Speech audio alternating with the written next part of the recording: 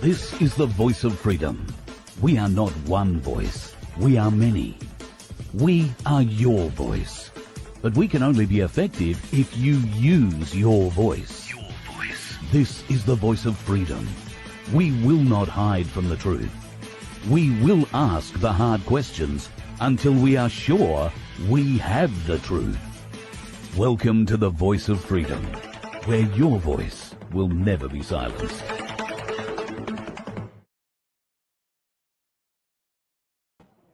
Well, good evening, folks. Fingers crossed you are actually hearing me out there in the land of the internet. Okay, sounds good. There you go. I'm very happy to welcome you all tonight, folks. Thank you, Sunshine Coast, for coming out tonight. We are at the Waterfront Hotel in Diddillibah. And tonight, we're not running full cameras and the full TV show. The Galactic Larrikins are keeping warm in Canberra tonight. They couldn't come up and push the buttons for me. So it's just going to be the basic show. But I tell you, folks, it's going to be one hell of a show. Tonight, we're going to speak with a man named Spiros. Spiros is a barrister who has had a great deal of success in Victorian courts of late. In fact, Spiros was the man who challenged Brett Sutton on the validity of COVID and proved that COVID doesn't exist. The government couldn't say anything. So without further ado, would you please welcome Spiros to our session? I'll try and bring him up. It doesn't seem to be coming up for some reason. That's going well. Spiros, can you hear us? His microphone is muted. Your microphone is muted, mate. I don't know if you can hear us or not. If you can unmute your mic. And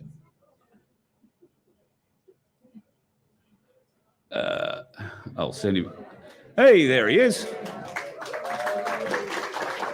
You might have to unmute your microphone there, Spiros. It looks like it's still muted. I don't think we can hear you at the moment. Tap your ear, tapping me. Can't hear you. Can you hear me? I tell you what, I might just ring you on the phone. Oh, you're unmuted. And I think you're frozen. So part of the problem that we have with Spiros, folks, is Spiros lives in the mountains down in Victoria. And can you hear me? I'm pretty confident. Right. For some reason, we haven't quite got it working yet. There you go. You might have to turn your speaker down a bit, mate. Yeah, I will. Hang on.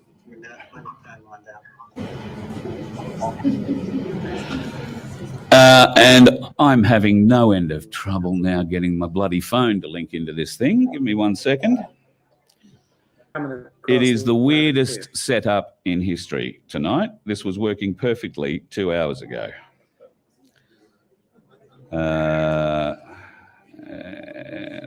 I'm looking for my Bluetooth.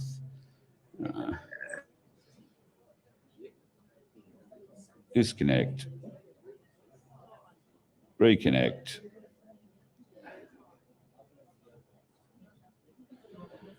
Have we got you this time, Spiros? No? God almighty.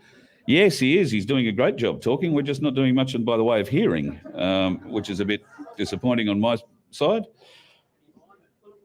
Can you mime it?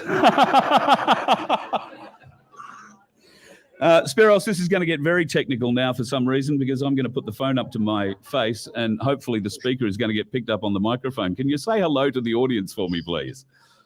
Hello, audience. Can everybody hear me? Can anybody hear me? Yes. There you go. The people are very happy to hear from you. So as I explained in my introduction to you, Spiros, you are the gentleman who took Brett Sutton and co to court and was able to prove that the spicy jab, or more particularly the spicy cough, was not valid. You were able to prove or disprove everything that they were saying. Do you want to take us through that initially before we get into talking about the trust and the other bits and pieces? Sure. Well, okay. Here's the thing. It's one thing to know the truth, and it's another thing to prove it. That's just the way it goes. Now, in a court of law, no one cares about anything other than what you can prove. And so when I first got involved in this a couple of years ago, it dawned on me that the whole thing just didn't sit right with me. I didn't buy this nonsense about a global, magical virus that was spread by a bat that came out of a cave and bit somebody, and then they walked around, on a full moon and bit someone else, and then they infected them. I know the story, I said, this is the oldest story in history, except it used to be a bat in Transylvania, and today it's a bat in Wuhan, wherever the hell that is. Yeah. I don't even know which Transylvania is. So for me, it's just another a magical place somewhere far away. Sure. But once I got it in my head that the whole thing was nonsense, I issued proceedings against Brett Sutton and his employers, because I thought, we can talk about it all day, but nobody's listening. That the best thing to do is take it into a courtroom and actually run the case. And do it slowly and do it methodically, and just pick every single concept that these fellas have come up with and challenge it. Everything from what is this PCR test to exactly how did you determine there was a virus? Just the most common sense questions that can't seem to be answered in the media. I thought, well, the courtroom does that. We do that every day of the week. No one's interested in the nonsense. So that's where I came from. So what I did on the point that you asked is I had a lot of questions. I had a lot of things that concerned me. And so I thought, well, I'll just ask him. I'll get him on the witness box and I'll get him to answer the questions under oath. And that's what I did. Now, the issue about the virus, the simple question I asked was this. I said, prove the virus exists. I'm not just going to believe that there's a vampire. Prove there's a vampire. Prove the virus exists. So I asked him, has anybody in your department at all ever actually seen a single drop of this virus? And the answer is no. And I'm like, that's right. Now, I knew it was no, because you know how we work. We never ask a question we already don't know the answer to. Sure. We just want him to say it. So at no point in me saying it, I need him to say it. Yeah. So, I knew there wasn't a virus, because before I got into the hearing, we did our research. And one of the simplest things you can do is you just do a freedom of information inquiry. And a very good friend of mine in Tasmania did exactly that. He did a freedom of information inquiry and he got back a reply. And that's just great when I reply. It saves me making it up. Yeah. Because it's there. And the letter said, nobody, I mean, I'm paraphrasing because it was a long letter, but the letter said, nobody in any department that they were aware of had any evidence of the virus, any DNA that we could check, double check, nothing at all. So knowing that there wasn't any, no evidence of it, then it was simply a matter of getting him on the stand and saying, prove it. You say there's a virus, what evidence do you have? And the nonsense that got out of the guy, which I still can't remember a word he said because it went on for 15 minutes, but the nonsense that I got out of him was, we're reliably informed by the World Health Organization, blah, blah, blah, blah, blah, blah, blah. I go, right, so no, that'd be a no. You could have just said no, but then we had to go on for 15 minutes about 100 reasons why, you couldn't just say, I've never seen it, Yeah, they often feel that the longer answer is better than the truthful one for some reason. Well, we have a rule in cross-examination if I give away some secrets. You never answer with more words than the question you asked. It's just a trick. So if the barrister asks you a question and you give, in your answer, you give more words, I'll give you an example. If I was to ask, did you kill such and such? Oh, that's 5 words. Did you kill such and 6 such? Yep. Did you kill such and such, right? No, I was out that day. I was off fishing with mates, and we'd driven there and drunk beers. It was a long day. Yeah, And you did it. You did it. You did it every day of the week. I'm saying you did it. I know you did it. Yep. Because you used to it. I tell you what an innocent man says. No. That's right. Yep.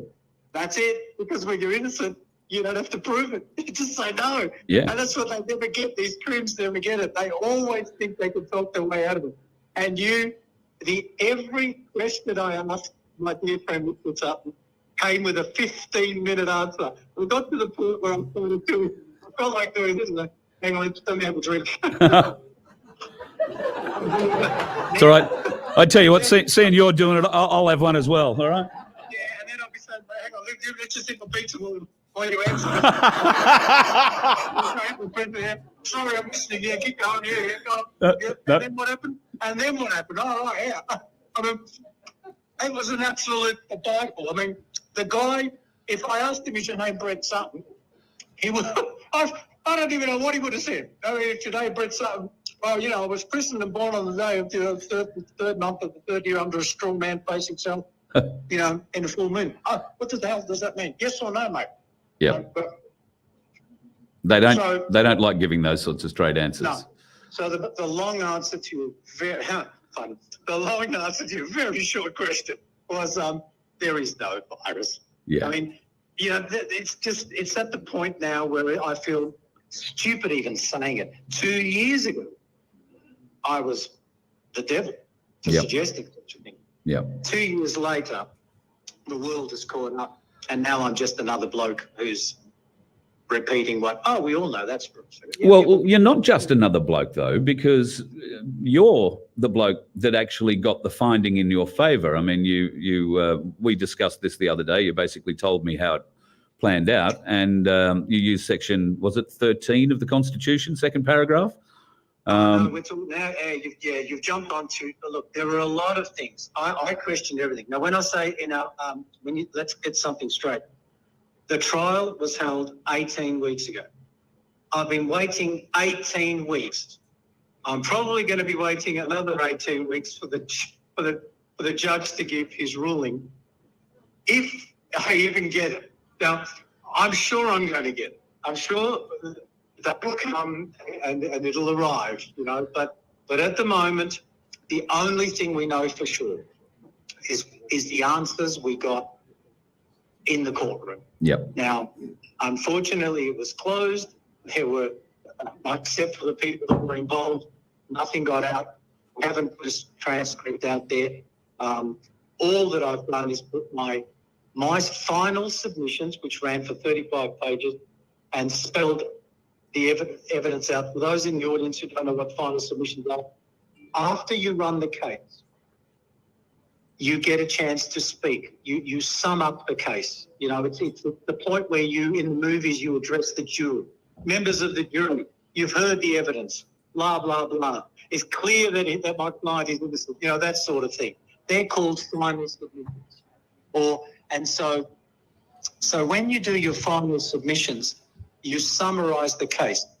So I printed my final submission, I filed them, summarised it, and I have released them to anybody who's interested in them. So anyone who's interested can get a copy of my final submissions, and there it is in point form, the way it should be, court quality, step by step, paragraph by paragraph on each heading.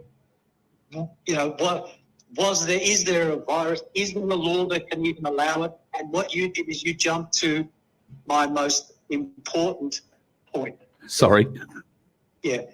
So do you want me now to explain my most important point? I would love you to explain your most important point. Right. This is the most important point. The most important point of all was from the get-go, coming from my background, I know something.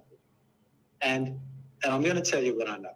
I know that I live in a free country and that I'm a free man. Now, you hear that all the time, and I don't think people understand what that means. We live in a free country and I'm a free man. What that means is every law, legitimate law, has to be in my favour. You cannot have a law under the Constitution that is not in favour of the human being, because that's the whole point of it. The whole point of the legal system, and I'm talking now, I'm jumping again, but I'm talking about the original point of the legal system, was not to write law for you, but it was to write law for you, in your favour. That's what the word for meant way back in 1901, not what they're using it for now. Today we think it means, oh, this parking law is for you and this speeding law is for you. I'm like, no. What it's supposed to be is in my favour. And if a law is not in my favour, it's voided according to the Constitution.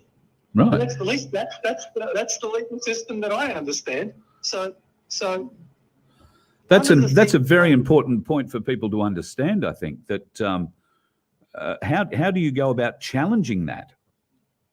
Oh, here's the best part about it. That's how you challenge it. I'll give you an example. I think actually a real example. What I did was I thought, hang on a minute. He's what's this guy doing? Who the hell does he think he is? What is the chief health officer?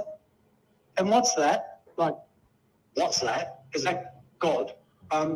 Seems to be. Well, he thinks he is. But what I know is that since I know that the laws came from God, and I know that on earth God left a representative, and as I've told, as you and I have spoken, we know who the representative is. As far as Australians are concerned, God's representative on earth is our Queen, God rest her soul, because she was coronated by the bishop. That makes her God's representative. She will only pass a law if it's a law unto God, and we only have to obey a law if she passed it, because she is God. You can't sue the Queen. She's God. Yeah. Only my Queen can make a law that binds me. So I'm thinking, my Queen would make a law that wasn't in my favour. This is nonsense. And that's when the wheels started to kick in, because I've been retired for 1 year. Like, I've been, you know what I've been doing, feeding chickens and raising pigs. Yeah. I mean, I'm out of that world. I'm out of that world. I was out of that world. I'm back. But so I thought to myself, there can't be a law that allows this monkey head to do what he's doing to us. There can't be. So I looked into it, and I was right. Yep. So when I got him on the witness stand, I said, Mr. Sir, on what authority do you do the things you've done? The lockdown, all the things you've done. You know what they are, millions to fix. On what authority do you do that? And he said, under the Health and Wellbeing Act of 2008. I said, I see. And I had a copy of it. Everybody did. That's how court is run. So I took him to the Health and Wellbeing Act of 2008. I said, I've got a copy in front of me. You've got a copy in front of you. Judge got a copy in front of them. I said, in order for that act to have any authority over me, it needs to be assented to by the Queen first, doesn't it? And the answer is yes. Never ask a question you don't know the answer. You don't know the answer to the question. The answer is yes.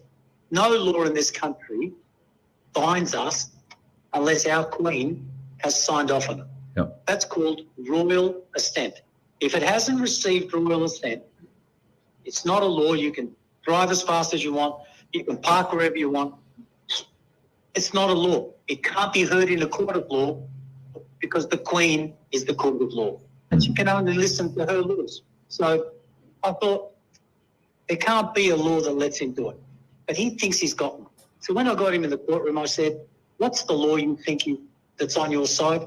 And he pointed to the 400-page thick document called the Health and Wellbeing Act of 2008.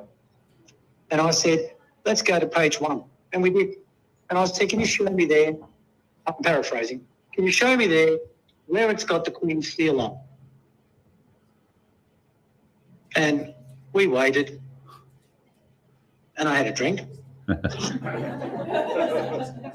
then I had a bite of my pizza. The court obviously provides well for you. Well, it was, we were locked in there. We were allowed to be fed. And I said, take your time, no rush. It's on page 1. You don't even have to read the bloody thing because I know he hasn't. I'll sleep on it. Yep. Anyway, it's never been a step. And I said, let's get something straight. Am I correct that the act that you relied upon to do all of the things you've done has never been assented to by our Queen? He couldn't answer. Yeah. And then we broke for lunch. Believe it or not, the bell saved him. An hour later, we come back. The first thing his lawyers do is they jump in and they give evidence to the bar, which is rather unusual. But they jump in and they say, Deputy President, we've got something we want to say. Mr. Colodius, ask the question. Was the act assented to? Mr. Sutton couldn't answer. But in the break, we did some research and we found it was assented to in 2010. In 2010. I thought, we can't be that stupid because they walked right into my trap. Yep. So I said, excellent. I said, but who assented to it? And they said, the Queen. And I said, which Queen? And they said, what? I said, which Queen? Mine or yours? Because it has to be mine. Yeah. If it wasn't mine, then we're going to have some trouble because it doesn't bind me, mate, unless my Queen did it. And that's when the mic was I was almost ready to, I was almost ready to drop the mic and walk out of the room. But I had made one more joke. I said, no, not yet. I got one more joke before I drop this mic. I said, I finished with you, Mr. Sutton. So his lawyer, so this is the set the stage of what happened. His lawyers have just come in after the break and they've announced proudly that they've defeated me because the Queen did assent. Absolutely 100%. Problem was, they didn't tell the judge which Queen. Now, unfortunately for them, I knew which Queen. I said, all righty.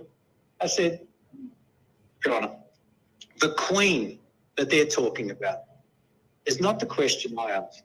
I asked whether my Queen had approved that law or that 400-page document, which she hasn't.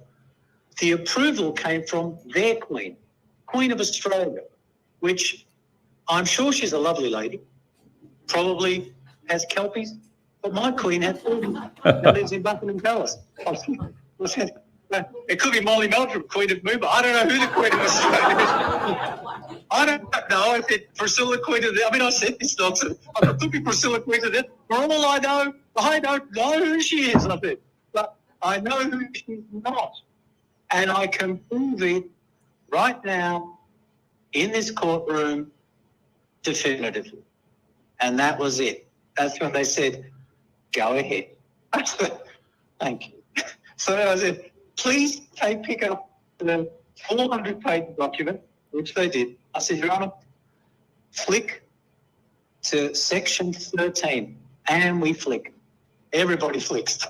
And off we go reading this Health and Wellbeing Act. And then we get to section 13. It's only about 2 or 3 pages. It didn't flick very far. It's only about 2 or 3 pages. It's a very thick document. 13 is like a number. So I said, here we are at number 13. And bugging me, paragraphs T, section 13 of the Health and Wellbeing Act drops the following mic right in the centre of the stage. And I'm going to paraphrase. I got it here. I should read it, but I'm going to paraphrase. It says, it's only one sentence, and it says this. For the avoidance of doubt. Now, I love it when it's because anything that comes after that is going to be awesome. Right? Absolutely. So they actually wrote it for the avoidance of doubt. So there can be no doubt about what they're intending with this sentence, right? For the avoidance of doubt, any reference to the Crown in this document refers to a body corporate. I'm like, it'll be yeah. Thank you and good night. I'm like, a body corporate? Excuse me? Not a little lady partial to corgis living in Buckingham Palace. No, a corporation. Oh, that's the point of Australia is the corporation. And I thought, thank you for... And that was it. Then I needed an encore because I'd already walked off the stage at that point. We didn't have any better jokes. That was it. So was the microphone still rolling around the floor, around probably where the judge's jaw was at that stage as well? Well, I'll tell you what the judge did say. And I've never heard this before. Probably never will again. But she stopped me and she said, Mr. Claudius, if you're correct, can I even hear this now? And I said, we have a dilemma. And she said, carry on. I said, right. And I carried on for another 2 days.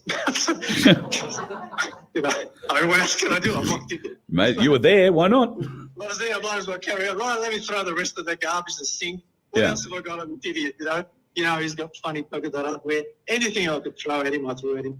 But that was my favourite one. And I guess that's what the message for tonight. The message for tonight is this. In my world, day one, lesson one, my mentor, first day in law, question everything. Yeah. Accept nothing. The law, prove it. If you say you have a warrant, show me. If you say you're authorised, show me your diploma, show me your documents. Challenge everything. That is the inquisitive mind. When we simply accept whatever we hear, then we're relying on a belief and not a knowledge. Yeah. And you make your decisions on beliefs, they're going to be wrong 90% of the time. The wise man makes his decision on knowledge. Yes. And knowledge only comes from experience. You can't read knowledge in a book. That's belief. Exactly. That's someone else's knowledge that they're passing on to you. That's education. There's a lot of other words, but they're not knowledge. Yep. And you always know if it's not knowledge and if it's something else because every word is spelled different. And as long as they spell them differently, there are different words. I'll let that one really quick. Absolutely, yeah. So knowledge and belief are not the same thing. And the sooner I get that message out there, the sooner people say, got it. Yeah, so that's one of the tenets of our Magna Carta 1215 show. People must know the difference between knowledge and belief.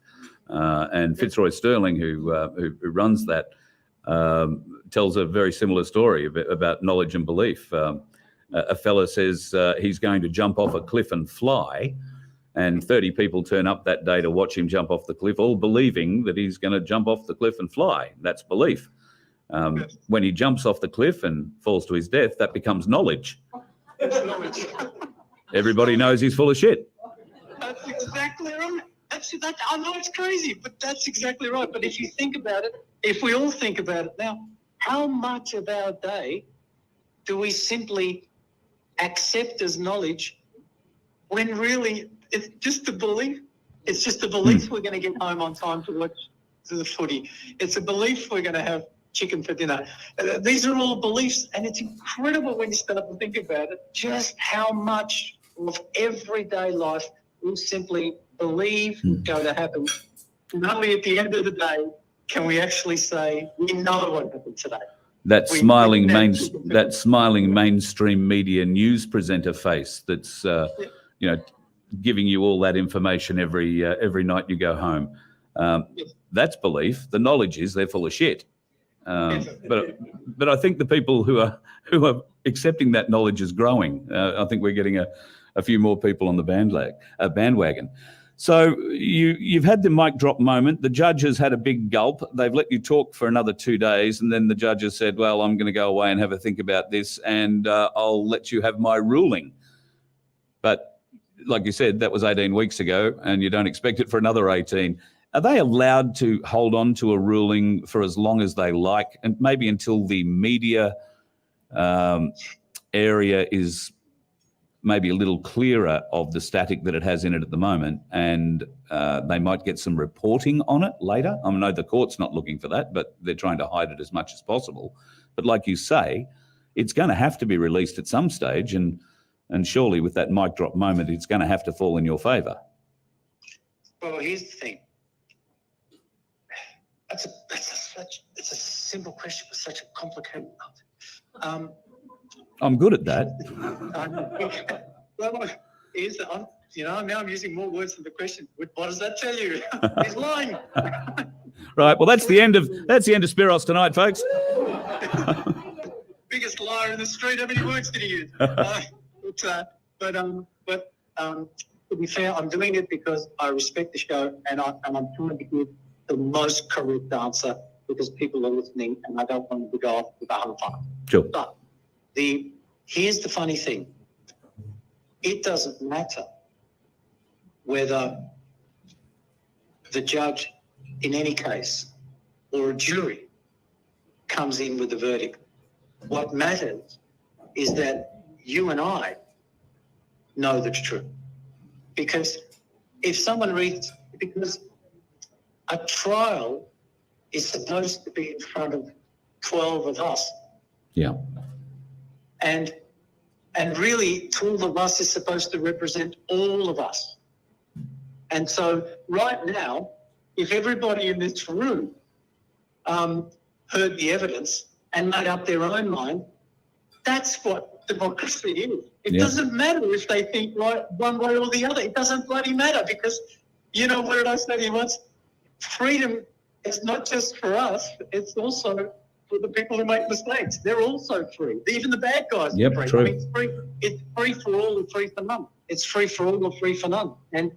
And so it doesn't matter. I know a lot of people say to me, what's going on, as if I need the permission of the court. That's not why I went there. I went there because it's under oath and it's recorded.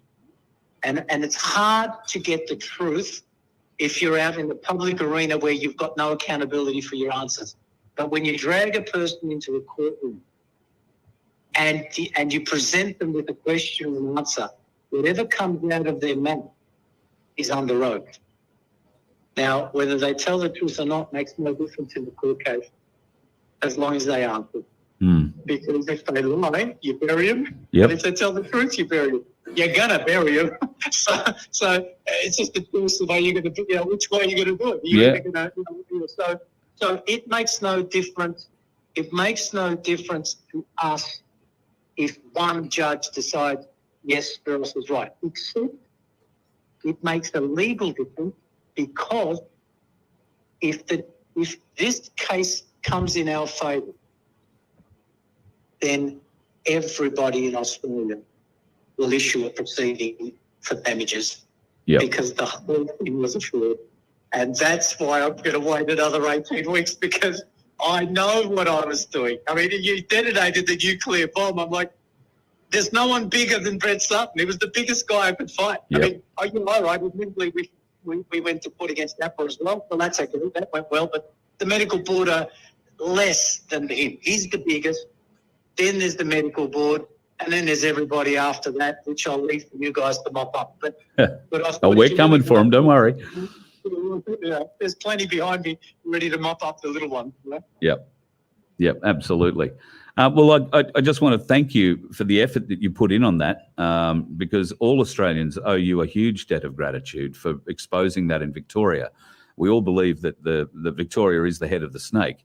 But could your arguments be used against the health ministers in every state? Could this essentially be argued in every state and territory of Australia?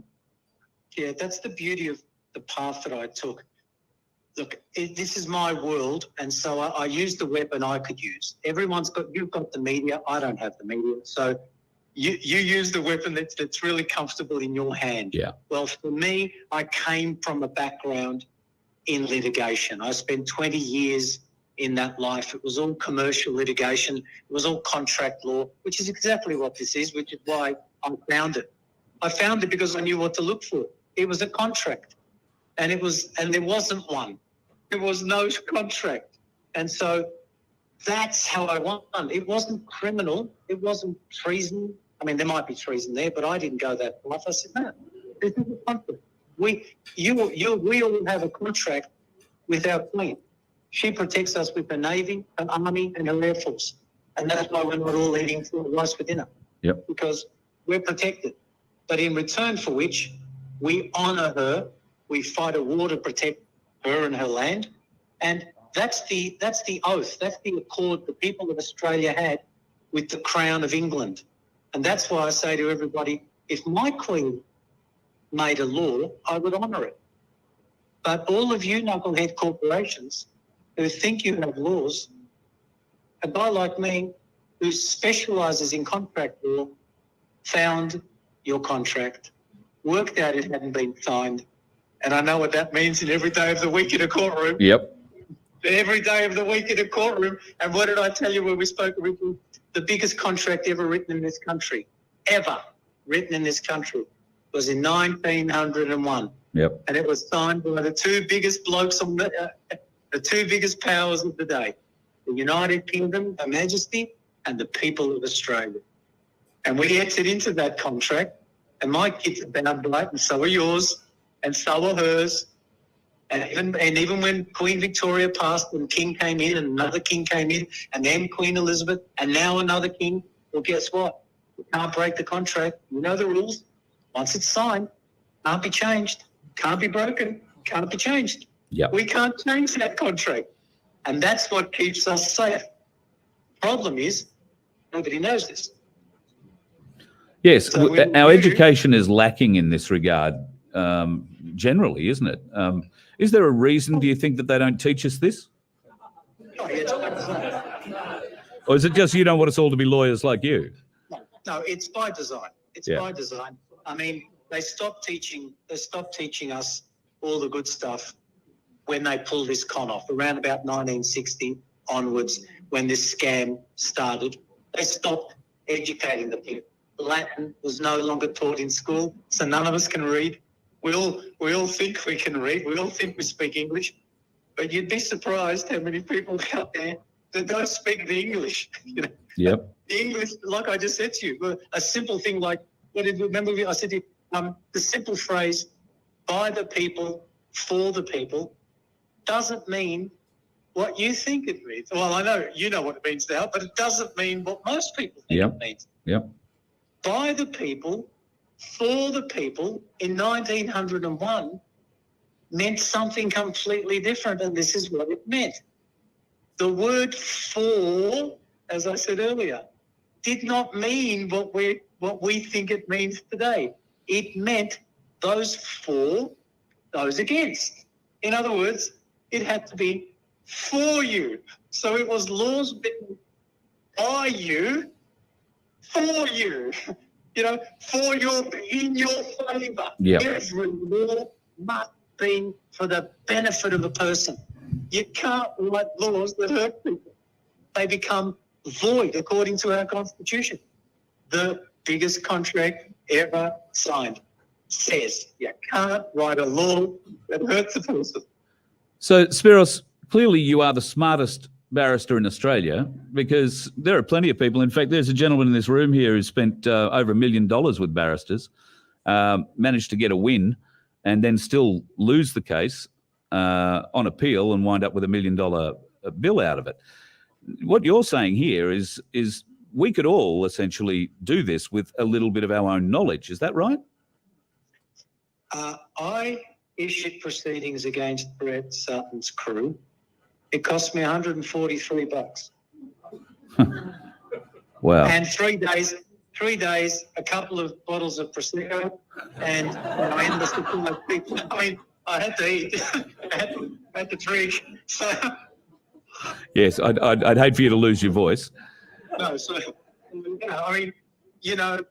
I know that people spend money. That's a different conversation. Here's the truth. Every Australian has an absolute right to issue a proceeding by themselves. And you don't need any more brains. What you do need is knowledge and education. Now, you can't walk in to a gunfight with a knife. You're going to lose. So my attitude is that's where the real problem. The real problem is if I trained someone for a week, they could run their case, because you can hear how I speak. It's not, I'm not, I can do my lords and the ladies, but there's no need for it. simple English, just simple English, but it comes from decades of education. So that while I sound really simple and what I'm saying sounds really, really basic, it's rooted in some of the most phenomenal documents you've ever seen, written by some serious gurus of their day, decent human beings. You know, the sort of people we should be teaching kids, you know, you should be learning about them in school instead of, you know, whatever they're teaching them today. So my feeling is everyone can do it, but should they do it? The answer is probably not. Because, you know, you're a baker, you're a truck driver, you're great at driving a semi-trailer, but you can't, you know, you don't have a thesaurus in your brain. Yeah. And so, you know, as we talked about it, I said to you that it's one thing to find Excalibur, but it's another thing to pull it out of the rock and know how to use it. And so everyone's got their own Excalibur. I got mine. I found it. I pulled it out of the rock and I started swinging like a madman, right? Because I'm like, take off as many hits as you can. Yeah. And so they take me down, you know, which will happen any day. So yeah, please God. Please God. Well, let's move on, because there is a great deal of exciting things that you're involved with, and let's start with the Public Trust of Victoria. I know it's probably not the most important thing that you're working on at the moment. That would be the community councils, and I want to talk about that as well, because there's a lot of interest everywhere I've travelled. In fact, I've got people in Singleton, Sydney, Katoomba, every city in Queensland up along the eastern seaboard, and a whole heap of people in Western Australia, Northern Territory, very interested in learning how to set up this People's Trust, and to follow Darren Bergwerf's example that you were heavily involved with setting up, and that was the Community Council of Frankston. I now understand that there are half a dozen, maybe more, that are starting around Victoria shortly. This really is a marvellous initiative. Well, maybe we will start with the council, because I know that there are people very interested in learning how they set this up. What are the guidelines that are required? Can you furnish us with a to-do list so that I can post it on our website for people that want to be able to follow this path? Can you outline the process for us? This is my favourite project. Thank you for asking. Okay, here's the craziest idea. People run Australia. Now, if I'm right about that, and I usually am, I thought, how far can I take that?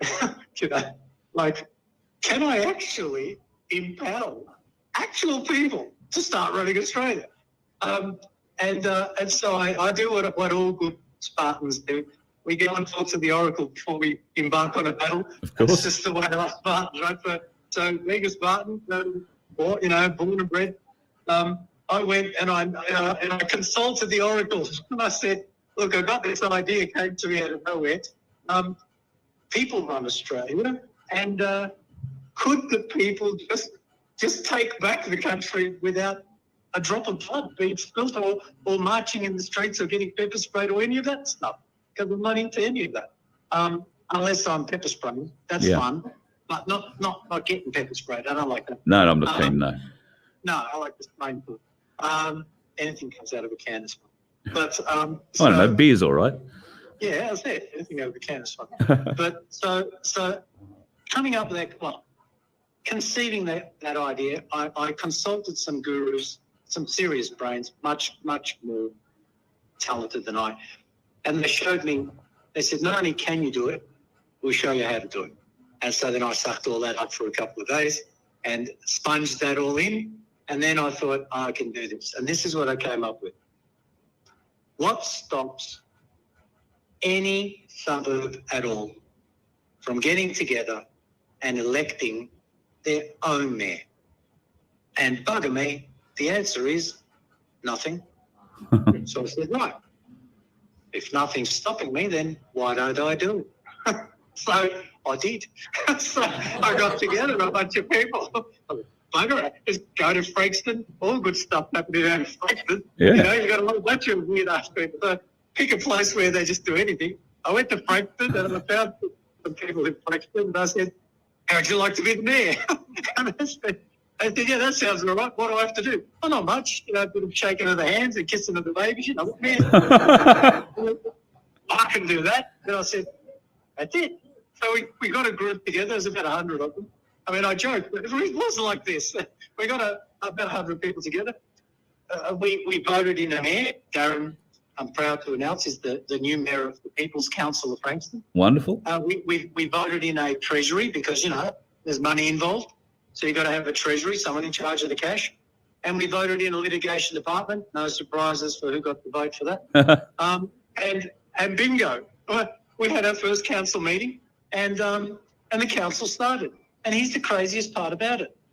It's an actual legitimate council because it complies with all of the constitutional requirements of the council, whereas the council in Frankston at the moment is a corporate council.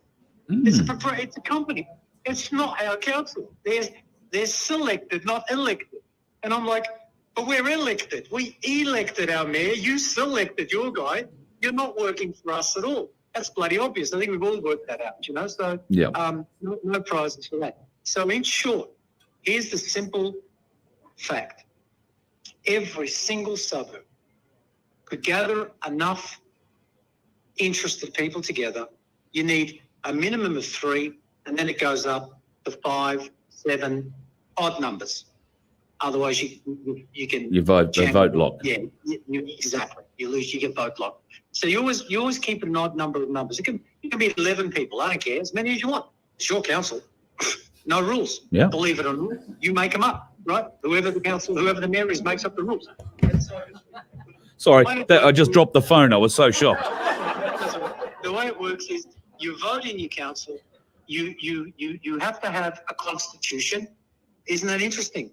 Yeah. Even a council has to have a constitution. I'm not talking about the 1901. Of course, you adopt that because that's an easy. You say the phrase, "We adopt the Constitution of 1901," which means all of that becomes your constitution. Plus, we like to add, and then you add whatever you want to it. Like our council will never ill council, whatever. The rules of your. I mean, if it's a bikey town, everyone must have a Harley Davidson. That'll be your constitution. Nobody is allowed to sit who hasn't ridden a Harley for, minimum 6 months. That type of shit. So it's as simple as that. If it's a hippie town, everybody has to eat mungos. Whatever your constitution is, that's the constitution of your suburb. And you elect your mayor, and then you start calling your meetings, and people come, and you supply lamington and tea, and everybody has a bloody great time, and everyone gets a vote because you count every hand in the room and you pass decisions. So it's not just the councillors' vote that counts. If you've got a room full of people from that suburb attending their local council, community council meeting, everybody gets a vote. It gets better than that. You're spot on, but I'm going to put a cherry on it. Anybody who attends can also act as a proxy for as many other of his mates who said, listen, mate, we can't make it, but can you vote for us as well? So when you actually get it done, wow. You're going to show up hands of like 1,000 people, but 36 people putting their hands up because, it's like the spokesman of the footy club. Speaks for all of the people in the footy club. So essentially you could elect a member from every street. Okay, that member canvasses his street. How do you feel about this particular issue? And then they turn up at the council meeting in me and Smith Street, and the people in the 40 people that live in that street all vote yay or nay. Welcome to your new world order. How's that sound, folks? Sounds a lot like the people taking it back to me. Yeah, mate, that's what you got to do, and you don't need to march. We've already got the numbers. You know what we need? Some decent people. I was raised in a village. We only had 100 people in our village. My grandma raised me. We didn't have power, electricity, none of that nonsense. And we had a lot of legal books, though. Was nothing else to do. And by the way, all jokes aside, I'm Spartan. I'm a Spartan male. We only have 2 jobs in Sparta. Not now because we forgot all that shit. Yeah. But in the good old days, in my great whatever granddad's day, you only had 2 jobs as Spartan male. Yeah. You could, because from the age of 8, you went to military college and you never went back to your mother. So we have a bond with our mums because we lost them at the age of 8. So Greek boys and their mums, that's where it comes from. The Greek boys and their mums is the umbilical cord is never broken. Yes. It's crazy. It's true, but it's crazy. It's great. But as a Spartan male, you only have 2 jobs, and one of them is you're allowed to educate. You know, you're allowed to read and become learned, and you're allowed to fight, and you're not allowed to do anything else because that's all the Spartan male was allowed to do. The women ran everything. No women's lived in Sparta. No need for it. Everything was run by women. Every business was run by females. To this day, you know, we Greeks, we sit at a coffee shop playing with the bees while the women are running everything. And didn't Greece go broke a couple of years ago? I'm just saying. Yeah, well, that's what happens when you give the money to the women, right? But they spend I can tell you, every woman in Greece has got a really good handbag, though. yeah, well, that's it, mate. They're going down, but in style. Absolutely. Well, this community council is something that's really going to take off. But my father used to work in local council. He was a shire secretary, so you could say he knew the beast quite well, I guess. They were funded by state government. Where will funding come? You said that money is involved. That's why you need treasury and whatnot involved in the council. Where does the funding for this come from? Because the state government aren't going to award the Frankston Community Council or any other community council a great deal of money to go off and collect the rubbish or patch roads or, you know, do the things that councils are supposedly meant to be doing. I'm not saying they are, but the things they're meant to be doing. How will that work? Well, the logical answer is that the people of the town contribute to the town. Now, to give you a practical example of it working, in the last 20 years, I mean, I know I joke that I feed chickens and raise sheep. I do because I like animals. But I also have been a property developer, which is what I've spent my time doing. And I have a development, and in one of my developments, it's a gated community. It has 68 townhouses in it, 200 odd people. In that community, I am the sheriff, I am the mayor, and everything that's paid for in that community is paid for by the people who live in the community, and we call it body corp fees. Now, how many of us live in high rises? I mean, I lived in South Yarra for a long time, and I lived in a high rise. Yep. And every year, I contributed $5,000 or $7,000 to my body corp fees or my owner's corp fees. And the gymnasium was always working, the swimming pool was always clean, the saunas worked, the elevators worked. There was a manager on the ground floor, which is basically your police officer who kept the peace.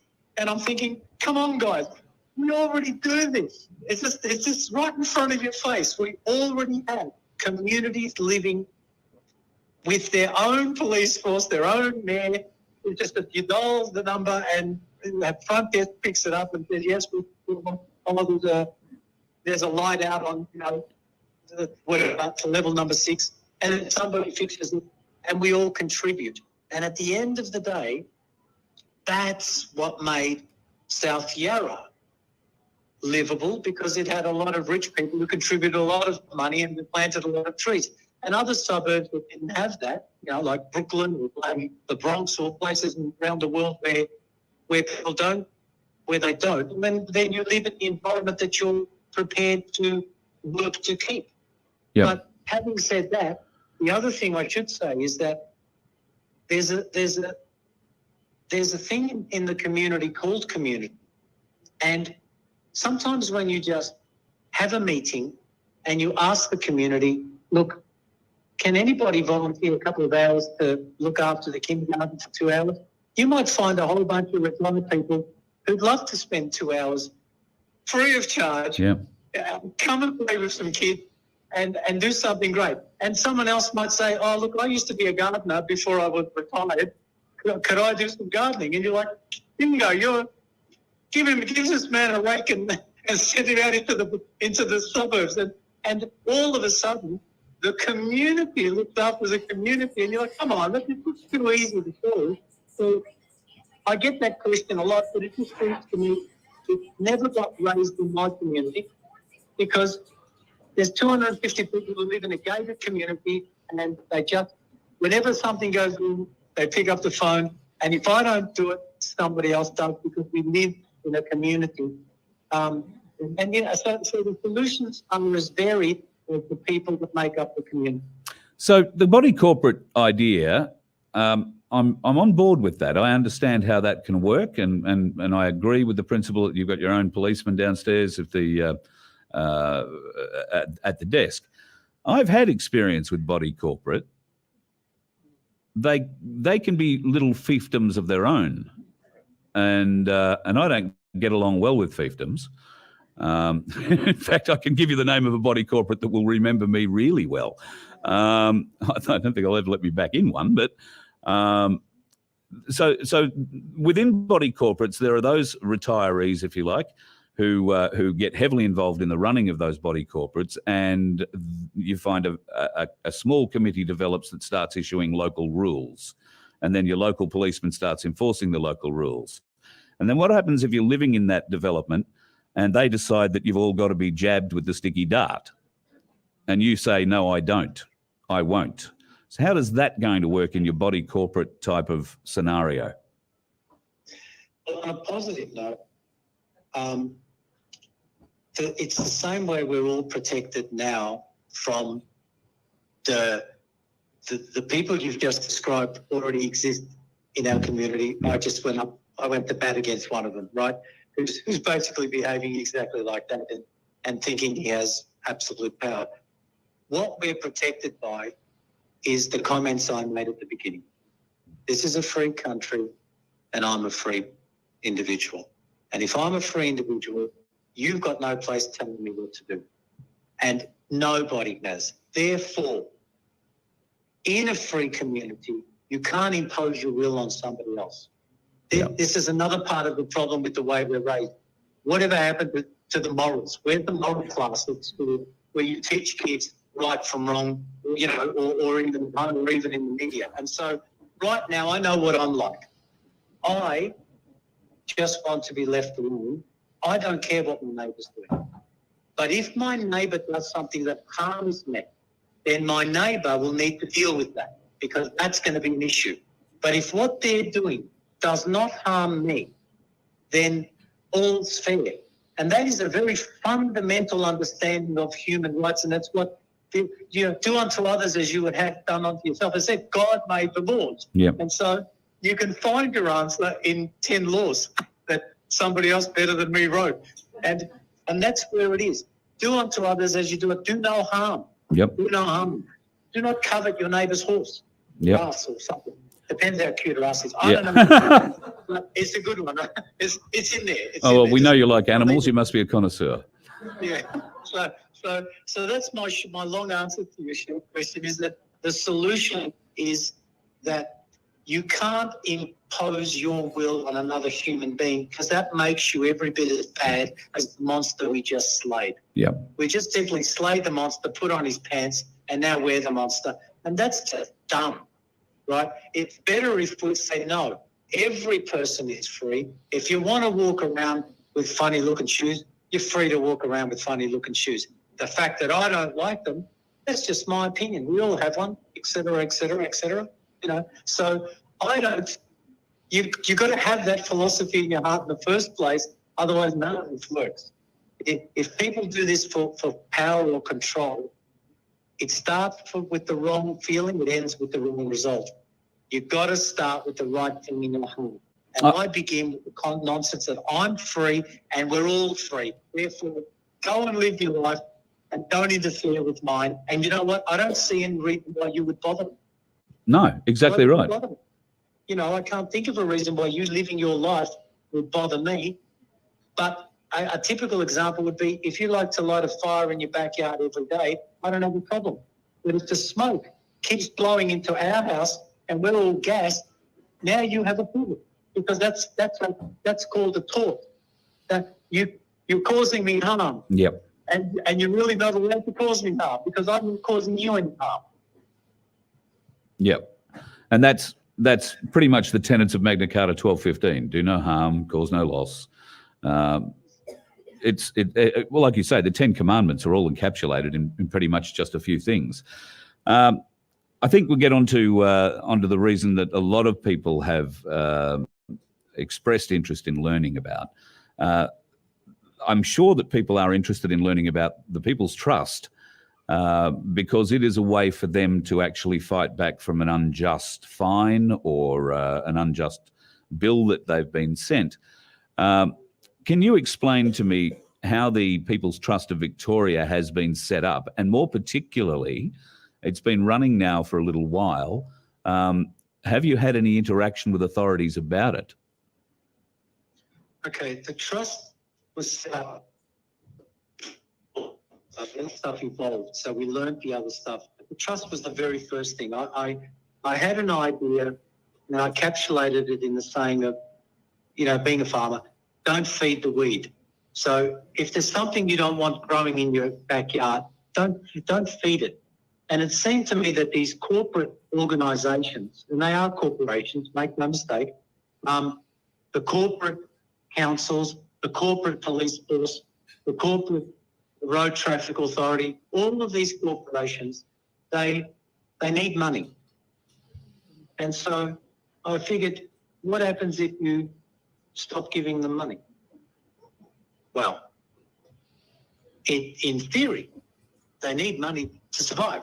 And if I stop paying them, if I stop feeding the weed, then the weed starts to have difficulty surviving. And I put my money elsewhere. I said, no, you know what? So when it came to councils, I said to people, listen, if you get a bill from the council and you don't agree with it, and get inverted commas council, meaning corporate council, your nonsense council, your pretend council that thinks they own you, not that council.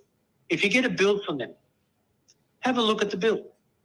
If it's for water and you use the water, well, that sounds fair. If it's for picking up your rubbish bin and conveniently taking it away so you don't have to smell your own rubbish, well, that sounds fair. But if it's for no reason at all other than we just like you to give us the money, well, you can challenge that. Why? Because you're a free person in a free country. You can challenge anybody who claims something against you, including tax, GST, any of these things, because all of these don't come from God. They come from those 400-page documents we talked about earlier. Which haven't had a cent. Which haven't had a cent. And I'm like, hello, I dropped a bomb. Go home and read all of them and find out any of them that have a cent. And if they haven't been assented by your queen, you just have to turn up and ring these councils and say, listen, which I do. But here's what the trust does. You're too busy because you're driving a bus. You ain't got time to deal with this nonsense. I mean, the accountant does your tax returns, your lawyer does your litigation, right? So I say to people, listen, instead of you doing it, it was part of an education program where I tried to empower people. I said, look, you don't have the time to learn, to read, 20 years experience. Why don't you just send me the bill? Send it to the trust. Every state has one. We're setting them up in every state. Send it to the Victorian Trust if you live in Victoria, and I will write a letter to the council as your representative. You've got to sign a form to appoint me, of course, but that's technical, that's boring. So I write a letter to the council. I say to the council, I'm happy to pay the bill. I represent my client, happy to pay the bill, no problems at all. Just one question. Show me the contract that binds me to pay the bill. Now, that's the question everyone should be asking, but we're too busy driving our bus. But I've got nothing better to do. So I write to all the councils and I wait for the reply. And invariably it comes. And it's the same old reply that I've heard, in the courtroom. Yup, bullshit. 400-page thick act executed by our queen. And then I write the next letter. And you know what that says? Instead of one-liner. Which queen? Which queen? Which queen? Yep. And that's silence. No more letters. And then I'm like, now what are we going to do? Now we're at checkmate. I mean, what do we do? Someone's got to do something. So either they're going to have to sue, in which case we'll just repeat the process and go into court and was asked the same question in front of a judge who's going to have the same look on their face as you have, like, Yeah. he asked the fair question. Yeah. Which queen are we talking about, you know? So, and, or they need to leave you alone. Now, I'm waiting for them to issue proceedings because, you know, nothing I like better than a glass of bubbles in the corner. Exactly. What else am I going to do, you know? Yep. There's not much of a conversation with the chickens, you know? So the trust is running in Victoria. It's set up in South Australia. Is it running yet? Victoria, yes. South Australia, ASIC, Queensland, New South Wales we haven't got, Northern Territory we haven't got, Tasmania we haven't got, and I might have mixed up Western Australia with South Australia because I always do. Roger that. I think I need 4 more, and then there's one in every state, and that's what its job. It only has one job. We only do one thing. We challenge any request for payment, regardless of what it is. Regardless, parking, speeding, tax. Gee, I don't Tolls. care. I don't care. Tolls, anything at all. Land rates. Tolls are, Rates. yeah, definitely. Land tax, all that nonsense. It's all bullshit. Have a look. Yeah, look, I'll make life easy. Anybody who quotes you an act that's younger than 1973 is absolutely bollocks. Yeah. Absolutely hasn't been assented to by our Queen. Prior to that, you got to be careful. Some of them are legit. Yep. But if they quote you an act from 1973 forward, 74, 75, 76, 2000, 2001, 2020, you can just say, look, that's really good, but legally it only binds your company and your employees, and I'm not one of them. Yeah. Unless you happen to be one of them, and then you're stuffed. Yeah. That makes a big difference, I assume. Well, it doesn't count for the people who are part of it. So, yeah, forgot to put the disclaimer in. Yeah, this doesn't apply if you're actually part of that machine. But for those of us who aren't part of the machine, those of us who sworn allegiance to our recently departed Queen. Recently? Well, you know, I heard Sky News say she'd been lying in state for 4 years today. Yeah, I know. Well, I'm operating under a belief. So I have a belief that she's departed. Yes. We're looking forward to the knowledge, though, aren't we? We'll have to go dig it up. But yeah, so if I hope she's still here. But whether she is or not, the baton has been passed on now to our king, who's been coronated. Therefore, he is now God's representative, according to our rules, and he's God. Therefore, he needs to assent. So as long as that gentleman doesn't assent to any nonsense, we're all safe. Well, I think we're all screwed then, aren't we? I mean, he's been assenting to nonsense for years. It's going to be an interesting take. In fact, there is a lot of constitutional issues, I'm told, that are presenting themselves in the UK at the moment. Will those constitutional issues filter to us in Australia, given that the 1901 Constitution was written by the English Parliament? Well, we're at the bottom of the world. Everything filters down here eventually. Yeah, yeah. So, I mean, look, all jokes aside, I know we're in a war. I mean, I'm just trying to do the best we can. Yeah. But I understand we're in a war. There is a lot of bad people out there who want to do some really bad things. It's not for today's program. It's not for what we're doing. I understand the realities of our world. So do you. I think all of us know what's going on. The question really is, we can only, in a chess game, you need to wait until your opponent makes a move. And then you make your move. So you and I can ask the question, what moves do you reckon they're going to make next? And you know what? We both might be wrong and we both might be right, but we won't know until they make it. When they do, have the confidence and the strength of heart to say, you know what? We'll deal with that when that arrives. But until then, this is what we have. and let's fix let's deal with what we've got. And that's really the way I look at it. Otherwise, you go insane running scenarios in your head till 3 in the bloody morning. Yes. Yeah, and I'm running into people like that at every one of these events, people who are losing sleep over all of this. They're lying in bed at night looking at the ceiling and trying to come up with an answer or a way to get through whatever the dilemma there is they're facing at the time. All these dilemmas are being government made that are laid on them, and people are finding the pressures Yes. increasing terribly. All right, so I think there was a little bit of confusion in the states you said you needed to get the trust up in. Is Queensland one of them? I'm not going to answer that on the advice of my lawyer because I've got a condition and I have to get stuff. So I have to refer to my record. So can I please answer that question in an email and pass it on? Because I don't want to say something that's wrong. No. It's happening so quickly. We may have actually voted him in yesterday, and I completely forgot. Okay. You know, so. All right. So could I ask you then, in the coming days, could you send me an email telling me what states you need people to stand up in to help you with this trust? Because I've got people offering to stand up and be part of this from every state in Australia. But there are certain things, as we discussed a couple of days ago, that people need to be aware of. The administrator's job is a big job. Can you explain what the administrator's job or role would be in any trust in any state? Yeah, this is where we have our difficulty because action requires physical exertion. And we can all talk all day, it's really easy. But actually doing it is hard. And the admin, all trusts are formed by a minimum of 3.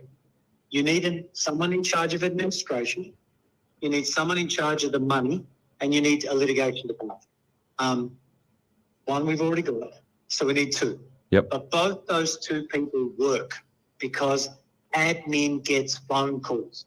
They get people ring up, people ask questions. They need to answer the questions. They have to send emails. I mean, it's not for the faint of heart. And there are 26 million people out there looking for a path. And worst case scenario, you'll get 26 million phone calls, not all in one place, but spread out over the whole country. Yep. And so when the person puts their hand up, it's a job. And so you don't want to pretend it's not and trick someone into doing it. So admin is a full-on running the administration of the trust, and so too is the treasury. It records everything. We have to report every dollar. You know, it's got to be recorded. It's all legit, you know. So, and the same with me. I've got files a metre high at the moment. I'm on the kitchen floor. I can't see my blinds because that's what's happening. You know, that every day we get more and more and more people sending in stuff, which is great, but it's a job. Same as a mayor. I mean, when people say to you, "Oh, look, we want to set up our own council. We're over this too." I'm like, "Yeah, but who's going to be the mayor? I mean, who's going to put their hand up for that job? Who the hell would do that job?" You know. Well, somebody who cares about the community, somebody who wants to get in and make a difference. Well, there you go. You got to find that. You know, it's like finding Nemo. Yeah, you got to find that.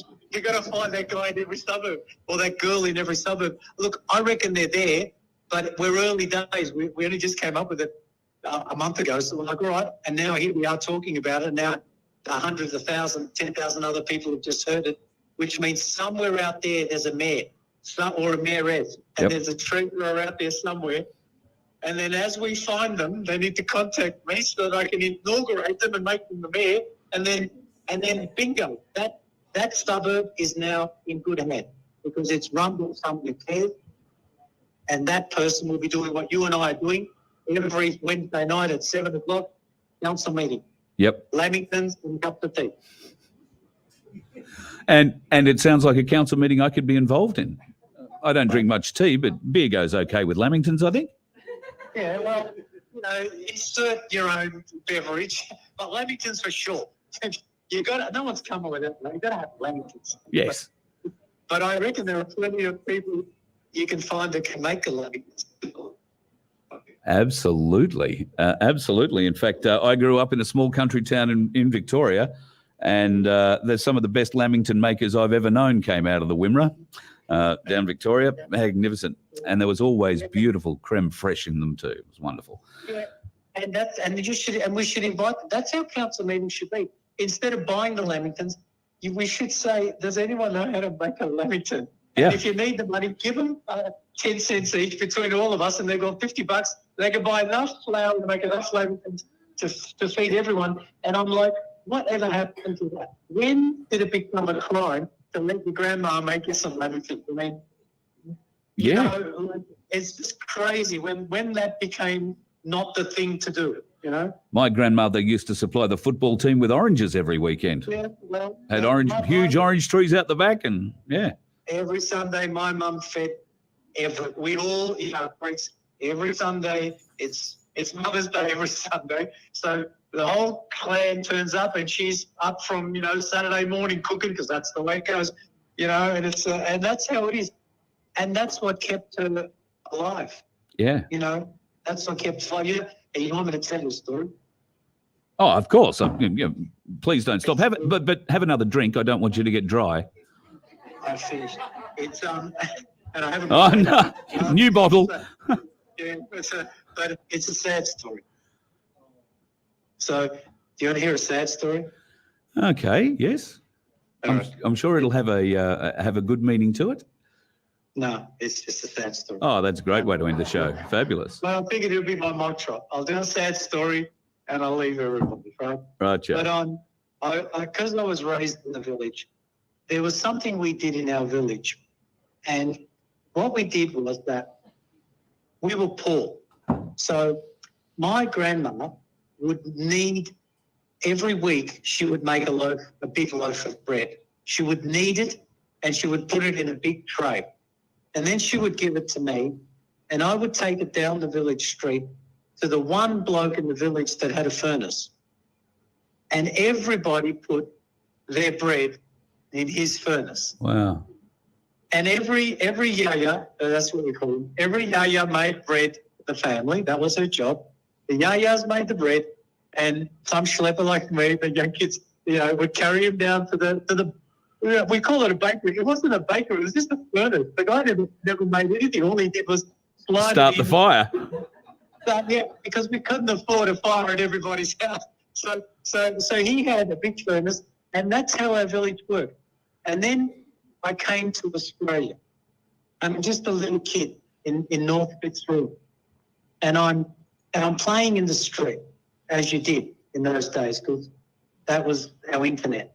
And so we played in the street, and I saw in the distance, in Greece, when a woman's husband dies, she has to wear black, and so we're used to seeing old yayas in black, you know, and I was playing in the street, and I saw this little old lady waddling down the street, looking lost, carrying a big tray, and she called out to me. And she spoke in Greek, and luckily for me, I could understand. And she asked me, young man, where's the furnace? And I said, what do you mean? She goes, I got the bread. But I knew what she was talking about, because I knew what that meant. Yeah. So she'd spend all day kneading the dough. And she was wandering the street looking for the furnace. And I said, we don't do that, in Australia. North Fitzroy, we buy our bread. We buy the bread from the milk bar, and I pointed to the milk bar. And she didn't understand. And she went to the milk bar, and she gave him the bread. and he just gave it back to her. And then she walked out, and half an hour later, I'm playing in another street, and she's wandering down that street looking for the furnace. Wow. Well, clearly she'll never find a furnace in North Fitzroy. You've got to go to Coburg for that kind of thing. Yeah, but I didn't know that, but you were right. That's where they all were. Oh, the Turks are full of furnaces in Coburg, mate. So when you say to me, but when I think about the lamingtons, I'm sorry, but for me, it's that horrible thing of that poor little lady wandering the street, just trying to find a place to put the bread so she could feed her family. No one explained to her or maybe she just gotten a bit too old and just wanted to climb a furnace to remember what it was like. But I reckon we should go back to the furnaces. We should encourage our yayas to make stuff for us. Absolutely. Absolutely.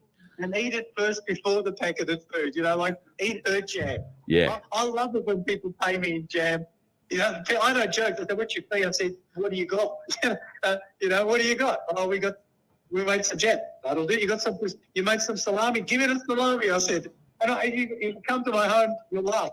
Yeah. My fridge is full of other people's stuff. Yeah, beautiful. Other people's stuff, Well, that's how you got the chickens and the goats to run on the farm, isn't it? That's exactly how I got the chickens and the goats. They donated them to me.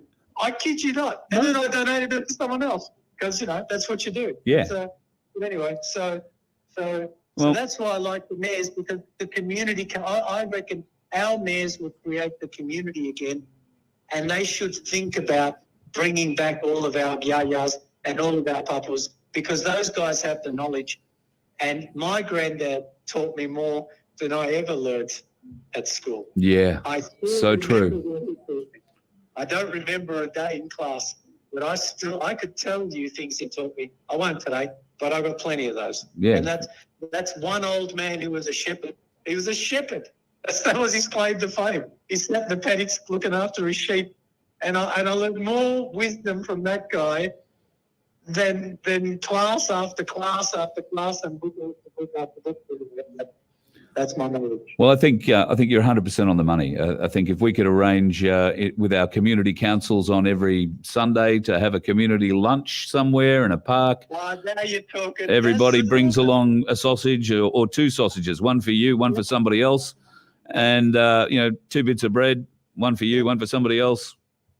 You are going to make a wonderful community, and you are going to make decisions for your community at those sorts of events.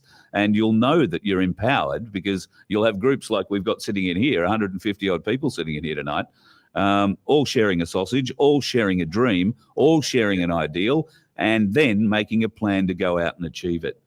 I think this community council idea has got real legs, and we would love to get behind that here, Voice of Freedom, to help promote it anywhere in any town across this country. Do you know how we built our garage at our house in Thomastown when I was growing up? We didn't have tradesmen. We had cousins and uncles. Yeah. And that's how you did shit. We built whole garages. I mean, I kid you not, we built the wall of China if you gave us a chance. I mean, that's what you did. Your weekends were not sitting around, mowing your lawn. You had projects. Yeah. And you either went to their place, and all the women got together. They cooked up it was always a feast. Oh, yeah. Great food. Home cooked food. Everything was fresh. The kids were out there helping out as well. I mean, I remember at 8 years old working the cement truck because all the able-bodied men had to push wheelbarrows while we were pouring the concrete, because we were Greeks. You got to pour concrete. Everything's concrete. So we concreted stuff that wasn't even supposed to, the sheets on the line. Even the flamingos in the front yard, mate. Yep. We concreted everything. So, because that's the way you do it, apparently. But that's what you do. And this nonsense about kids not being able to do shit. I mean, you can. An 8-year-old can do stuff if you give him a bloody chance, or if you give her a chance. But we're all taught, no, you can't. No, don't touch that. No, let him try and drive the car. I mean, I did. My dad didn't know, but I did. Yeah, I didn't ask mine permission much either in those days. I've got to remember. That's right. You just did it. You don't have to ask anyone's permission. I guess we were raised like that. Yeah. So today I'm like, but weren't our parents shocked when we got in the car for the first time with our L plates on and we knew how to clutch start it? Yeah. How did you learn how to do that? Oh, I don't know, Dad. Just came naturally. I know, reverse parking, no problem. Yeah. I didn't even look. Oh, I was sliding into car parks in those days, mate. I wasn't reversing into them. Yes. Well, I could tell you stories, but not on air because there's no statute of limitations on crimes. So I learned most of my driving techniques in other people's vehicles. Me too. I always found it was best to make my mistakes in other people's vehicles. Yeah, well, some of them didn't know I was in them at the time. Well, that's just the way it was because I'm like, my old man wasn't going to take me anywhere. I said, one less than a month. Are you kidding? I was like, every night a different vehicle. Let's see which one. Yeah. Well, that's how you grew up in Tomo. Yeah. That's how you grew up. That's how you got an education, But, yeah. Well, let's hope we can get it back to that in the not too distant future. Spiros, thank you very much for all the information you've imparted tonight. I'll just ask, has anybody got a question for Spiros before we let him go? You'll have to yell out tonight because I haven't got the other microphones. Yes, mate. So with the CBDC, with the central bank digital currency, how would it fare when it comes to having a mortgage? With the digital currency that's coming in, how are we going to fare with a mortgage? That's not really anything we've been talking about. Is that at your end of the world? all right, here's what we're doing about that. We have to open up gold. We have to open up our own banks. 100 years ago, every street had 50 banks in them because banks were all gold backed. Now, to open up a bank, you need 3 people. I'm not even going to bore you with what their titles are. You know what the 3 people are. It's the same 3 people. Anybody can open up a bank, and anybody can open up in their main street a bank and a gold standard bank. Why? Because the first person who comes to deposit their $5,000 in their sock that they've been keeping under the bed for just a rainy day, they walk into your bank, they put in the $5,000, and you immediately buy $5,000 worth of gold. And you put it on the shelf behind you and say, that's your gold. And here's your credit card or your app. You can spend $5,000 of it. When it's gone, that gold's mine. Until then, that's your gold. That's called a gold standard bank. You don't even need money to set the bloody thing up because the depositors provide you with all of the money. Now, once you've got enough sitting behind you, you can then offer lower interest loans to your community. And if you think about it, why wouldn't the mayor, as part of a council program, have their own internal savings and lending like the Commonwealth Bank used to be? Yes. It used to be our bank, and now it's just a lot of bonds. Yep. And so why don't we just go back to just from grassroots and say, you know what, every community has its own bank in there, or 2 or 3 rival banks competing for business, and we simply deposit our money like we used to could. When I was a kid, I had a money box. I loved it. And then I'd go and then I got a bank book. I gave me a bank book and I could see my 2 cents every week that I deposit my pocket money. And that is how lending was. Yes. What this movement is now is an abomination. And it's got to stop. So my attitude is, rather than worrying about what the knuckleheads are doing, ignore the knuckleheads, do the right things now. Just get businessmen who are interested in being bankers and just open up a bloody bank in the main street. I'll give them the first $5,000. I'll put it out to them. First $5,000 and the first one who opens up, I'll deposit my $5,000 into his bank account. Give me my little credit card and I'll only spend what I got. Well, I can tell you what, I reckon I'm ready to open a Bank of Freedom tomorrow. Why not? You guys want to chip in? Throw something in the donation bucket tonight. If we get an ounce of gold out of it, it's going to be your bank. I'll start it. I promise you. Good. We'll start that. I'm just telling you, there used to be, and I kid you not, I know go through your history books if you can even find any. There used to be 50 different banks because anybody could have set up a bank. You know, every town, Western town had a saloon, a bank. It was that town's bank. And that town's bank knew everybody in the town, gave checkbooks, and you could walk into the bank and say, George Smith, the farmer, gave me this check for $20, and you get $20 worth of gold because the bank, that's why you rob banks, because they have gold. Yeah. It sounds crazy, but every problem can be solved because my granddad and your granddad, they had the same problems and they solved them. And all that's happening now is for 70 years, we've had no problems and we've been raised in this nonsense world of believing we need permission and we need consent. I don't need anyone's consent because remember, free country. Free country, yep. Free person, free country, free person. Get that in your heart and everything makes sense.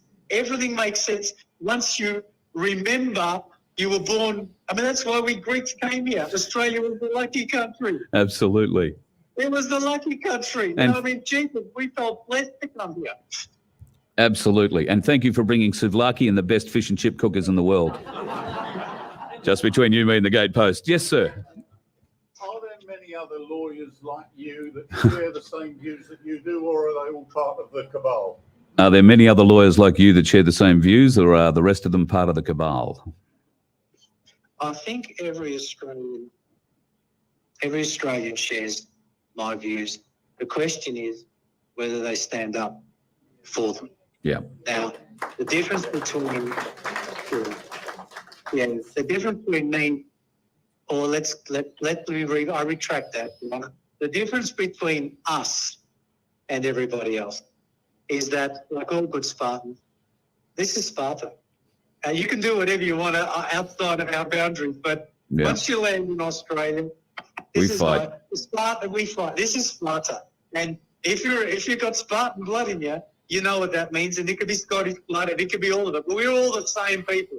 We came here for a reason. We came with nothing. I had a suitcase. It had underpants in it. Some of the people coming today with suitcases, they don't have underpants in them. They got something completely different. I've got to say, I'm really surprised that a Greek came to Australia with underpants. I would have thought you'd have ouzo in there. Yeah, no, they weren't my underpants. I was smuggling it for someone else.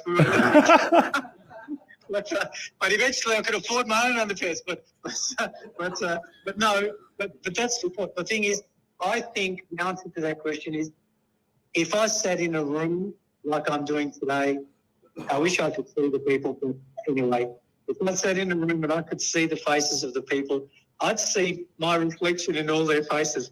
So I think in the heart of all the lawyers, not that I'm retired. I'm a property developer now, but doesn't matter. We're all the same, but I don't think everybody has got the courage to just draw the line in the sand and say, that's as far as it goes, mate. You can do whatever you want over there. Don't come for the kids. Don't come for the wife. Yep. Don't come for the sheep. Mind you, get piss off and have a good time, but this is Sparta, and that's not. So go over there. Yeah. That's what you want to move along. Yeah. Move along with your ideas. Move along. You don't want to. Yeah, Very good. Move along.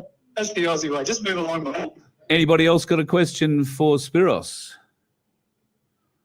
Would Spiros be interested in training some lawyers who may be interested in crossing?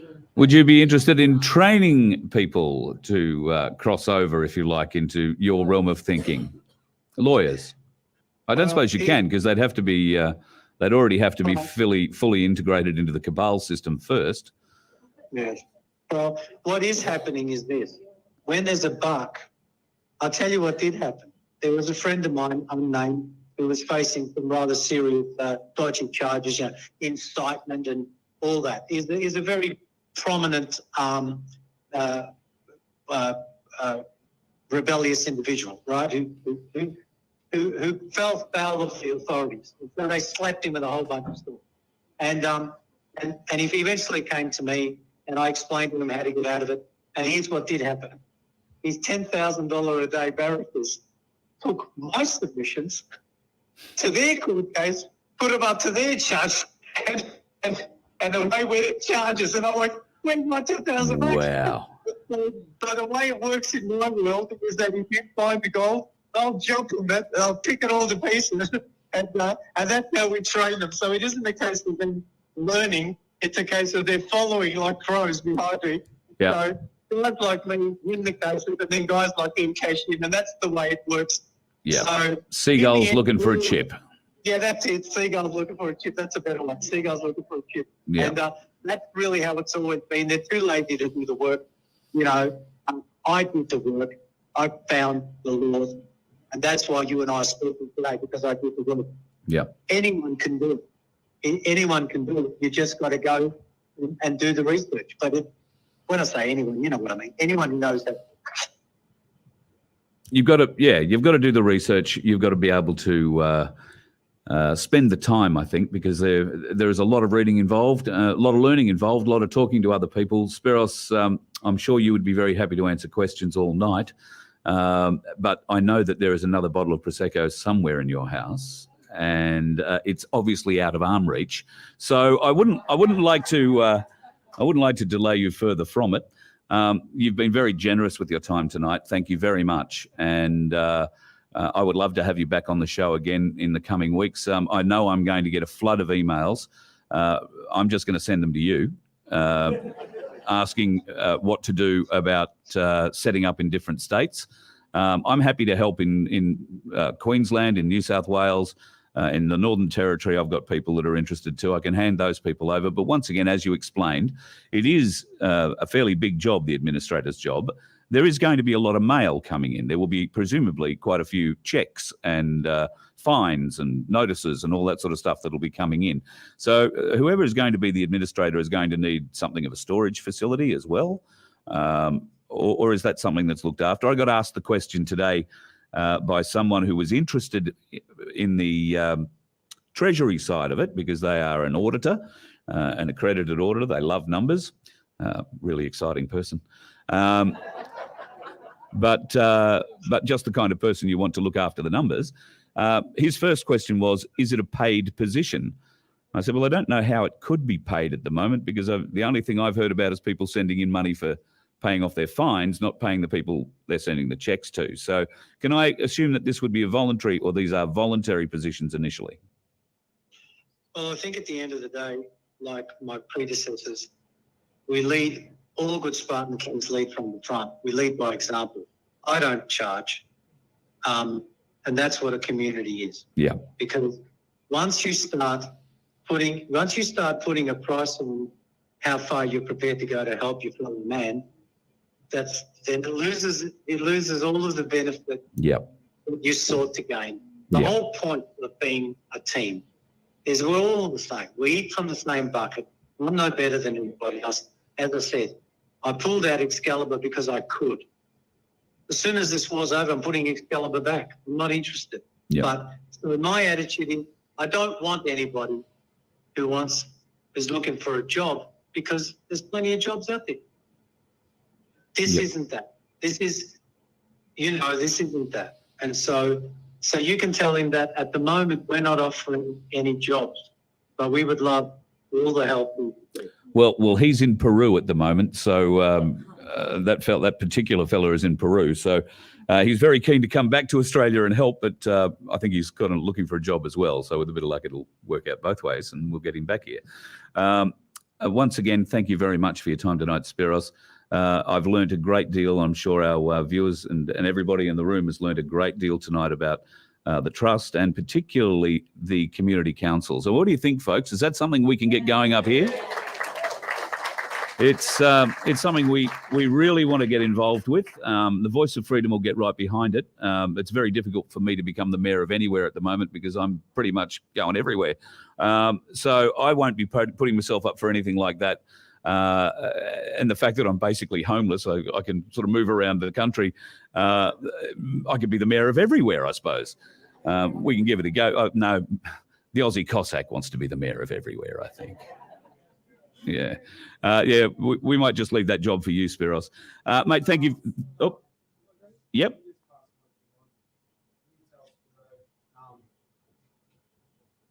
Really love him tonight for reminding me of the country I remember growing up. My hope and prayer is that the spirit of Great Southland will rise again. Beautiful. There's a fellow Greek here, mate, who just wants to express his thanks for you bringing up the memories of the old country. It's really taken him back. That's great, and that he's very hopeful that the spirit of the Great Southern Land is going to rise, and we can feel it rising in here tonight.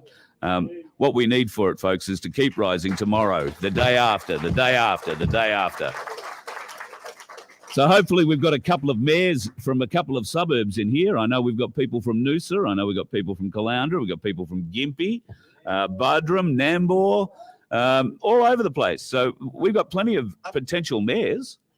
Can I before I do my mic drop, my sad story didn't get me off the hook. So I got one more. I'm going to do a parting comment, not a story, and then I'm going to do the mic drop for real, right? So this is my parting comment. I have This is an observation. I think I mentioned it to you. I'm going to mention it to everyone in the room. I've travelled the world. I've dined with kings and I've dined with beggars, and I kid you not. I've travelled the world. I've driven in every country. I want to tell you something that only happens in one country in the world. You drive down a main street or country road, barreling along, and in the distance, you see another vehicle travelling in the opposite direction. No idea who the driver is. And then all of a sudden, he flashes his lights at you. Now you know what that means. And you immediately take your foot off the gas and you slow yourself down. And then 100, and as he passes, you give him the good Aussie salute, finger up, finger on the window. Yeah. Nothing too fancy, Yeah. nothing too fancy. Yeah. And I tell you why they came to Australia first and tried to take us down first. Because the Oracle explained it to me. He said, Spiro, they're taking down Australia because in Australia is where the heart is. And I said, why? He said, because only in this country will a complete stranger go out of his way to warn you about trouble. Yeah, wow. That's what we do to other Australians. Yeah. And you drive, you watch, you know how many times you see when you drive and you watch that guy flashing his lights at you, Yep. warning you about the cop car around the corner, doesn't know who you are, never met you in his life, you're not a mate of his, but for some reason he's got this bond with you and he's like, mate, I don't want you to get hurt. Yeah. And you find me another country where they do that and I'll shut up. But this is the country. This is Brilliant. Australia. Brilliant. This is Australia. That's who we Yeah. are. That's who we are. You can't beat that, really. No one takes that. That's called heart. Absolutely. And that's my mic drop. All right? So I'm out. Thank you and good night. Thank you and good night. Absolutely spectacular. Thank you, Spiros. That's awesome, mate. Well, folks, I hope you've enjoyed that show. I found tonight to be really interesting. I think we can do a lot with that community council. It doesn't matter where you live, folks. If you didn't get the idea from Spiros by listening, it's pretty easy. You need an administrator, you need a treasurer, you need a litigator. He's already put himself up at no charge to litigate in every state in Australia. We need people to stand up. Well, Queensland looks like it may have been signed up yesterday, so I'll get more details on that. New South Wales, still looking for people there. I know there are people around Singleton who are very prepared to stand up there. And I know that there are people in Sydney who came to the show in Sydney last Thursday night who are very keen to stand up there too. We will give you the details on the Voice of Freedom. Spiros will send this details through to me. But essentially, form yourself. You need an administrator, somebody who's prepared to answer the phone, pick up the mail, and put it in a pile. Keep it safe. Put it in a filing cabinet or wherever you keep things safe. We need a treasurer who needs to be able to take note of every cent that comes in on those checks and where those checks have been placed, what they're there for, who they're meant to be sent to. I suggest that these two people don't have to live together or even in the same town. All this can be done through video conferencing and other ways. So it might be possible to have people living in separate towns fulfilling those two roles in each state. It might be a lot easier logistics-wise if they at least lived relatively close to each other, so regular meetings could be had or whatever. But that's something that we can discuss further down the track. I'd love to see people who are interested here on the Sunshine Coast stepping up into the mayoral roles for community councils. And if you want to learn how to do that, I can hook you up with Darren Bergwerf, who will educate you, well, solidly. He's been in it now, I think, for the last month or more. They've become very busy. He is, being the mayor, he is running around and pressing the flesh, but he's not going to door so much. He's going to businesses and introducing himself there. There is a great initiative that he has also started, Darren Bergwerf, called My Place. Now, Darren just happens to have a huge shed, and he's been in the construction industry, so he's built it in. But every week, he has 150 people turn up at his house for a meeting, every week. And in there are musical instruments. So if you're a bit musical after the meeting, Go over, pick up a guitar, sing a song. If you're any good with bongos, go over and play the bongos, preferably in tune with the bloke who's singing the song. There is entertainment for the kids, huge TV viewing rooms, movie rooms, barbecues, beer fridges, importantly, where everybody gets to stand around once a week and talk about their community. They have those discussions and then they make a plan and they move forward from there. This can happen here and we can do it in a park. Where are the guys? Budrum, Camillo's got his common law group. That's one group to be part of. There's another group standing. Where are you, madam? I saw you there Thursday, tomorrow night at Cotton Tree. These are places where you want to be turning up. Cotton Tree Park tomorrow night. Budrum, when's your next meeting? Sunday, Camillo. 25th, 9 a.m. at 176 Ballinger Road. Budrum. Another thing, Carl. Yes. I'm also involved with a gentleman called Glenn. He calls himself the Manayan Way and Guardianship Housing. He's designed a housing program where for $1 you can buy a house, be part of a village. Where the hell was he when I needed housing? The website's called guardianshiphousing.com. All right, folks, don't know if you heard all of that. There is a gentleman, guardianshiphousing.com. Guardianshiphousing.com. $1 houses, loans to get into houses, that sort of thing? Or how? Basically, you look after the house. You look after the house. And you participate in the community. Work in the community, And that's how you pay off the house. and that's how you pay off the house. So it's building a community and you get a house out of it. Yeah. I need a house. You tell me where that community is. I'll be there. I'm not much good with hammer and nails, but give me a ride on mower. I'm bloody awesome. Yeah, all right, very keen. That's something I would really be keen to help promote too, because the housing crisis that's happening and confronting us all at the moment, unless you own your own home, it is significant. We're told here on the Sunshine Coast there are 2,500 people sleeping rough in cars along the beaches here every night. I don't know, people from Noosa, people from Coolum, Perigian. I know up that way there's been quite a few cars on the beach roads up there. The coppers aren't moving people on, thankfully. They were. If you've been at Aussie World, for those folks who know Queensland, Aussie World is out on the main highway headed north, the Bruce.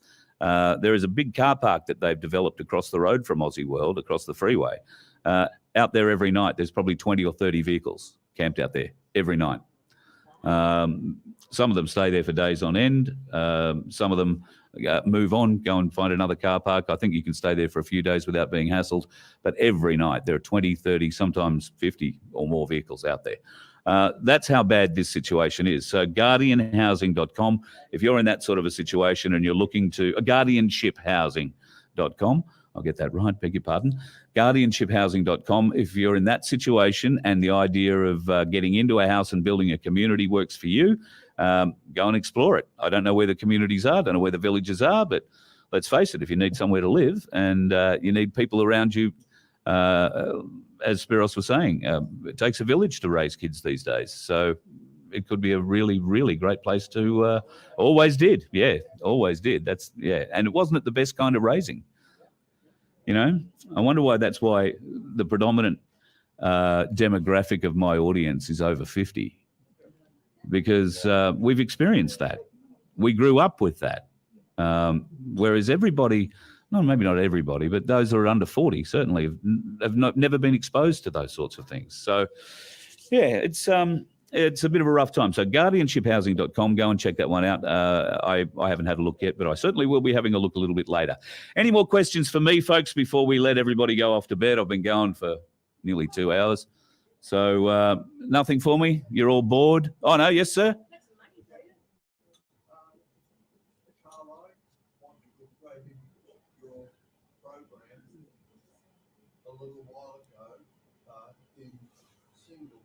Oh, yes. Yes. Now, you made a statement in that show that really did concern me, and I think it should concern the hell of a lot of other people. Right. It was to do with the water level in the two dams. Oh, okay. You're talking about Victoria? So you're talking about Lake Eildon and Lake Hume, or the Hume Dam?